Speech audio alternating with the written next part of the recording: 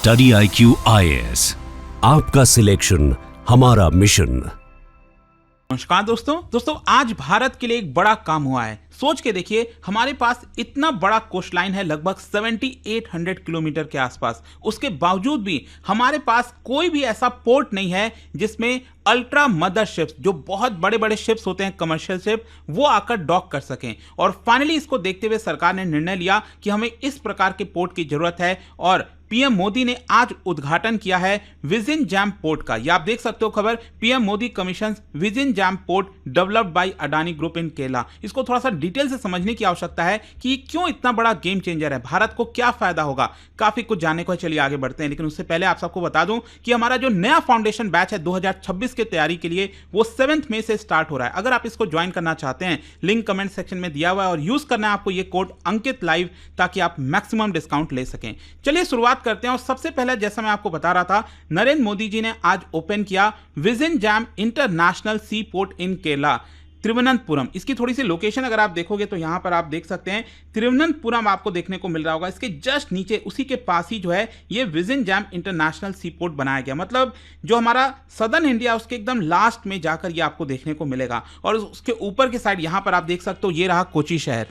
तो क्या होता है कि कल ही यहां पर पीएम मोदी तिरुवनंतपुरम में लैंड कर गए थे। और आप देख सकते हैं यहां पर जो शशि थरूर हैं, जो वहां के एमपी हैं, रिप्रेजेंट करते हैं उस कॉन्स्टिट्यूएंसी को, वो भी यहां पर रिसीव करने आए थे। और ये जो आज आप पिक्चर देख रहे हैं, यही आज जब उद्घाटन किया जा रहा था, यहां पर केरला के जो चीफ मिनिस्टर हैं वो भी आपको देखने को मिलेंगे। तो ये जो पूरा पोर्ट है, मैं let me tell you first of all कि जो अडानी पोर्ट हो गया, स्पेशल इकोनॉमिक जोन लिमिटेड हो गया, और जो केरला सरकार है उनके द्वारा मिलकर ये बनाया गया। मतलब ये पब्लिक प्राइवेट मॉडल के बेसिस पर आपको देखने को मिलेगा। अगर मैं आपको पहले इसके टाइमलाइन की बात करूं तो इसकी जो शुरुआत है, जो फाउंडेशन स्टोन है, वो किया गया था 2015 में। और फाइनली आज लगभग आप समझिए 10 साल बाद जाकर ये पूरा हो रहा है। और इसका जो फेज 1 है, अभी तो क्या है कि फेज 1 भी पूरी तरह से कंप्लीट नहीं हुआ है। 2026 के स्टार्टिंग में बताया जा रहा है कि ये हो जाएगा। और जो टोटल कॉस्ट है इसका, वैसे तो यहां पर 7500 स्टार्टिंग में लिखा हुआ था, लेकिन ये लगभग 9000 करोड़ के आसपास पड़ गया है। और डेवलपर, जैसा मैंने आपको बताया, कि पब्लिक प्राइवेट पार्टनरशिप के द्वारा मिलकर किया गया।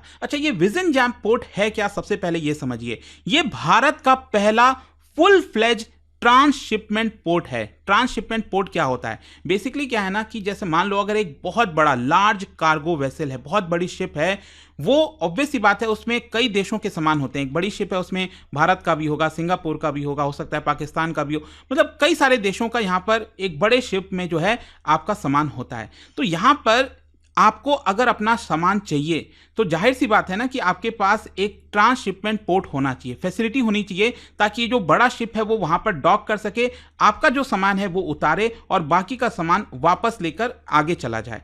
तो इसी को हम ट्रांसशिपमेंट पोर्ट कहते हैं। आप सोचिए, हमारे पास 7500 किलोमीटर का कोस्ट लाइन होने के बावजूद भी कोई भी डीप ड्राफ्ट ट्रांसशिपमेंट फैसिलिटी अभी तक थी ही नहीं। तो यहां पर अब सबसे बड़ी चीज है कि भारत का ये पहला आपको ट्रांसशिपमेंट पोर्ट देखने को मिलेगा। और ये कहां पर लोकेट, देखिए लोकेशन बहुत इंपॉर्टेंट है। ये international east west shipping corridor से सिर्फ 10 नॉटिकल माइल ही दूर है। मतलब ये जो ऊपर से आपका रेड सी होते हुए पूरा का पूरा ईस्ट वेस्ट जो इंटरनेशनल शिपिंग लाइन होता है, तो उससे लगभग सिर्फ 10 नॉटिकल माइल ही दूर है। मतलब कोई भी अगर ट्रांसशिपमेंट आ रहा होगा, कोई भी शिप यहां से गुजर रही होगी, अगर उसको डॉक करना है तो बड़े आसानी से, मतलब उसको ज्यादा दूर कहीं जाना वाना नहीं पड़ेगा, श्रीलंका या फिर कहीं और दुबई वगैरह जाने की जरूरत नहीं है। सिंपली वो यहां पर जो विज़िनजैम पोर्ट है वहां पर सारा सामान उतारेगी, और वहां से हो सकता है कि अलग अलग देशों में सामान भेजना हो, मान लो ईरान भेजना हो या दुबई भेजना हो या फिर श्रीलंका को देना हो, तो आसपास या फिर भारत के ही अलग अलग राज्यों में सामान जाना हो, तो ये एक प्रकार से बहुत बड़ा काम करने वाला है। और साथ ही साथ इसमें एक इंपॉर्टेंट चीज, जब मैं आपसे बोल रहा हूं कि जो अल्ट्रा लार्ज कंटेनर शिप ये डॉक हो सकते हैं, मतलब आपको डेप्थ चाहिए ना, मतलब जब तक आपके पोर्ट में वो डेप्थ नहीं होगी तब तक आप बड़े शिप्स को डॉक नहीं करा सकते। तो विज़िनजैम का जो नेचुरल डेप्थ अगर आप देखोगे, इट इज अराउंड 24 मीटर, जो कि अभी तक भारत के किसी भी पोर्ट पर देखने को नहीं मिलता था। और इसीलिए स्ट्रैटेजिक लोकेशन की जो मैं बात कर रहा था ना, it lies close to global shipping lanes, और इसी की वजह से ये कंपटीशन देगा कोलंबो को, सिंगापुर को, दुबई को। पहले क्या होता था कि यहां पर जो हमारे सामान होते थे, ट्रांसशिपमेंट जो शिप से आते थे, वो या तो दुबई दुबई से होकर आता था, मतलब ट्रांसशिपमेंट जो पोर्ट है वो दुबई जाकर यहाँ पर सामान उतारता था भारत का, फिर छोटे नाव से होकर फिर भारत में आते थे। या फिर श्रीलंका हो गया, वहाँ पर जो सामान है वो उतरता था, क्योंकि उनके पास वो फैसिलिटी है। सोचिए, श्रीलंका जैसे छोटे देश के पास है, भारत के पास अभी नहीं था। फिर वहाँ से जो सामान है वो भारत आता था, या फिर सिंगापुर हो गया। तो इसकी वजह से यहाँ पर भारत को काफ़ी बड़ा लॉस भी होता था। तो इसका मतलब ये हुआ कि अब जो कंटेनर शिप है वो इधर उधर उनको जाना नहीं पड़ेगा, अब फायदा भारत को होगा, क्योंकि ये जो इंटरनेशनल शिपिंग लाइन मैंने आपको बताया ना, वहाँ से सिर्फ 10 नॉटिकल माइल ही ये दूर है। तो ये जो शिप है वो बाकी जगह ना जाकर ये विज़िंजाम पोर्ट आ सकेंगे और वहाँ से सामान उतरेगा और हम बाकी देशों को ये जो सप्लाई है वो कर पाएंगे। अब ये आप समझिए, अभी तक मैं आपको बता दूं, भारत का लगभग 75% ट्रांसशिप्ड कार्गो ये बाकी देशों पर जाता था, फिर वहां से भारत आता था। लेकिन अब ये सारे, जैसा मैंने आपको बताया, इसकी वजह से हमारा बहुत सारा डॉलर जो है वो खर्च होता था। लेकिन अब क्या होगा, ये जो डॉलर वगैरह हम कमाएंगे, क्योंकि हमारे पास सामान आएगा और हम दूसरे देशों को वो सप्लाई कर पाएंगे। इनफैक्ट अगर आप बाकी के पोर्ट से कंपेयर करो, विज़िंजाम का जो डेप्थ मैंने आपको बताया ड्राफ्ट है वो है आपका 24 मीटर का, कोलंबो का कितना 18, मुंद्रा जो भारत में जो सी पोर्ट है वो है 17, जवाहरलाल नेहरू पोर्ट इसका है 14। मतलब ये सबसे बड़ा होने वाला है आसपास के रीजन में, अगर आप देखिए। अच्छा, ये जो विज़िंजाम पोर्ट है, इसके इंफ्रास्ट्रक्चर के की फीचर्स के बारे में हम बात करें, नेचुरल ड्राफ्ट तो मैंने आपको बता दिया। टेक्नोलॉजी इसमें कैसा है, सेमी ऑटोमेटेड सिस्टम लगाया गया है, AI based vessel traffic management system आपको देखने को मिलेगा। जो क्रेन वगैरह लगे रहते हैं वो भी स्मार्ट क्रेन है। कैपेसिटी क्या है, देखो अभी तो फेज 1 में कैपेसिटी ये 1 मिलियन 20 फुट इक्विवेलेंट यूनिट है, अभी ये फेज 1, लेकिन अल्टीमेटली इसको बढ़ाकर 7.2 मिलियन 20 फुट इक्विवेलेंट यूनिट किया जाएगा। अच्छा, इसका ब्रेक वाटर कितना है, 3.1 किलोमीटर लॉन्ग। अच्छा, ये होता क्या है ब्रेक वाटर, जैसे क्या होता है ना, जैसे मान लो ये पोर्ट रहा यहाँ पर, ठीक है। अब क्या है कि जो समुद्र है उसका काफी सारा वेव इधर आता है पोर्ट की तरफ, जिसकी वजह से पोर्ट को नुकसान होता है। बार बार यहां पर आपको ड्रेजिंग करानी पड़ती है, राइट, क्योंकि सी वाटर थोड़ा सा ऊपर हो जाता। तो इसी को देखते हुए ये जो आप पूरा लकीर देख रहे हो, लाइन देख रहे हो, इसी को हम ब्रेक वाटर कहते हैं। मतलब ये जो वेव्स आ रहे हैं उसका इंपैक्ट डायरेक्टली पोर्ट पर ना होकर यहीं पर रुक जाए, जिसकी वजह से जो हमारे बड़े बड़े शिप्स हैं वो इजीली यहाँ पर डॉक हो सकेंगे। तो ये ब्रेक वाटर का काम होता है। तो ये भी अच्छा खासा है, 3.1 किलोमीटर लॉन्ग। कनेक्टिविटी आप देख सकते हो, यहाँ पर ये जो पोर्ट बनाया गया है इसका डायरेक्ट कनेक्टिविटी नेशनल हाईवे 66 के साथ रखा गया है, कोई भी सामान वगैरह ट्रांसपोर्ट होने में आसानी होगी, और इंडियन रेलवेज के साथ भी रखा गया है। ग्रीन पोर्ट डिजाइन है, मतलब यहाँ पर मिनिमम आपको ड्रेजिंग करनी पड़ेगी क्योंकि नेचुरल डेप्थ है।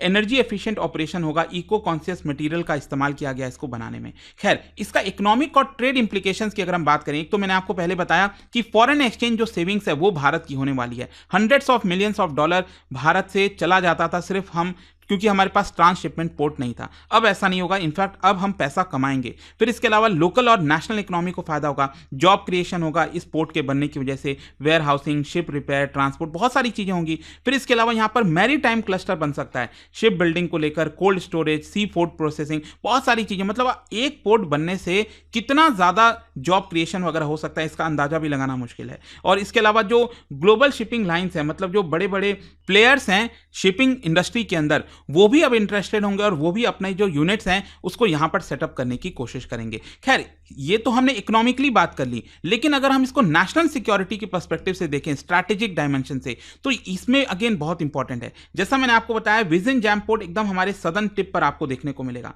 तो हमारा जो इंडियन ओशन रीजन है, जो कि हमें देखभाल करनी होती है, देखना होता है कि चाइना कोई गतिविधि तो नहीं कर रहा है, सब कुछ ठीक है। तो भारत अपना जो मैरीटाइम सर्विलेंस की कैपेबिलिटी है वो इस पोर्ट के माध्यम से और बेटर यहां पर कर पाएगा। साथ ही साथ चाइना ने जो कंट्रोल किया है श्रीलंका में हम्बनटोटा पोर्ट, कोलंबो पोर्ट, मालदीव्स वाला पोर्ट हो गया, पाकिस्तान का ग्वादर हो गया, तो उन सबको भी एक तरह से काउंटर करने में ये वाला जो सी पोर्ट है वो मदद करेगा। और कहीं ना कहीं भारत की जो सागर डॉक्ट्रिन है, security and growth for all in the region, Indo Pacific region में, तो उसको भी एक तरह से रीइंफोर्स करता है कि भारत है यहां पर मजबूती से खड़ा हुआ है। खैर, इसका एनवायरमेंटल और सोशल इंपैक्ट क्या है? देखो, एक तो यहां पर सरकार का यह कहना था कि मिनिमम ड्रेजिंग है, मतलब यहां पर ज्यादा मिट्टी निकालने की जरूरत नहीं थी, नेचुरल डेप्थ था। लेकिन जो फिशरमैन कम्युनिटी है वो काफी प्रोटेस्ट कर रहे थे। जब से इसके बनने की शुरुआत हुई है, कई बार यहां पर प्रोटेस्ट देखने को मिला है। उनका कहना है कि उनका लाइवलीहुड छिन रहा है, फिशिंग हम नहीं कर पाएंगे, कोस्टल इरोजन हो रहा है, इसके अलावा रीसेटलमेंट इशूज आ रहे हैं। तो इसको देखते हुए केरला सरकार ने रिहेबिलिटेशन प्रोग्राम, ये स्कीम लॉन्च की थी ताकि मछुआरों को एक प्रकार से राहत दी जा सके। खैर, आगे चलकर इसका प्रोस्पेक्ट क्या हो सकता है, फ्यूचर प्रोस्पेक्ट देखो। एक तो क्या है, इसको बोला जा रहा है कि इस विज़िनजैम पोर्ट को सागरमाला प्रोजेक्ट से जोड़ा जाएगा, भारतमाला हाईवे से जोड़ा जाएगा, ताकि seamless multi modal logistic network पूरा बन सके। फिर इसके अलावा यहां पर केरला को मेजर लॉजिस्टिक और मैरीटाइम हब बनाने की कोशिश की जाएगी, और साथ ही साथ भारत का जो सपना है बिकमिंग $5 ट्रिलियन इकोनॉमी, उसमें एक्सपोर्ट और ट्रेड का बड़ा इंपॉर्टेंट रोल होने वाला है, तो उसमें ये मदद करेगा। तो ये पूरा वीडियो था दोस्तों, आई होप कि आपको अच्छे से डिटेल में समझ में आ गया होगा। और जाने से पहले एक इंटरेस्टिंग क्वेश्चन आप सभी के लिए, क्या बता सकते हो इनमें से कौन सा फॉरेन पोर्ट है जो कि करेंटली भारत का सबसे ज्यादा शेयर ट्रांसशिप्ड कार्गोज हैंडल करता है अभी के समय? इसका राइट आंसर आप सब जानते हैं, मेरे इंस्टाग्राम पर तो मिलेगा ही, वहां पर अगर आप नहीं हो कोई बात नहीं, टेलीग्राम से ले सकते हैं इसका सही उत्तर। और जैसा मैंने आपको बताया, अगर आप यूपीएससी की तैयारी कर रहे हैं, कोई भी बैच चाहते हैं, you can just use this code Ankit live to get maximum discount. ये हमारे जो फाउंडेशन बैचेस हैं उसमें आपको कंप्लीट प्रिपरेशन कराई जाती है, प्रीलिम्स मेंस इंटरव्यू बुक्स आपके घर तक भेजे जाते हैं, और साथ ही साथ एक पर्सनल मेंटर आपको दिया जाता है जो आपके साथ लगातार टच में रहते हैं। Thank you. Study IQ IAS, आपका सिलेक्शन हमारा मिशन।